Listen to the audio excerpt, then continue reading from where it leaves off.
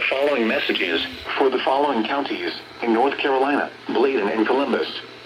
The National Weather Service in Wilmington has issued a flash flood warning for southern Bladen County in southeastern North Carolina, northern Columbus County in southeastern North Carolina until 2:15 p.m. At 11:12 a.m., Doppler radar indicated Bladen and Columbus and thunderstorms. The National Weather Service in Wilmington has issued a between 1 and 2 inches of rainfall falling. Additional rainfall amounts of 1 to 3 inches are possible in warm areas. Says. Tizy.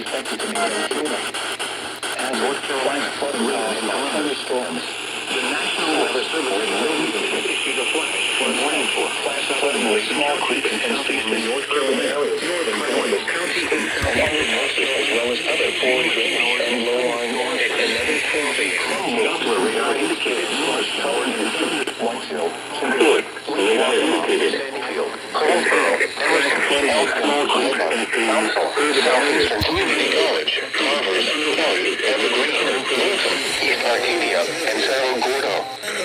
Flash flooding from heavy rainfall can be expected, especially near poor drainage areas and other flood-prone locations.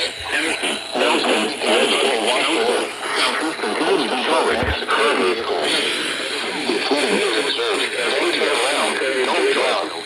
Flash flooding from heavy rainfall can be expected, especially in the poor drainage areas and other flood-prone locations. Rising in effect until 12:30 p.m. this afternoon. Watch flooding cause in Cerro Gordo. If flooding is observed, don't turn around, don't drown. Especially near poor drainage areas and other flood-prone locations. Roads may be damaged or washed away.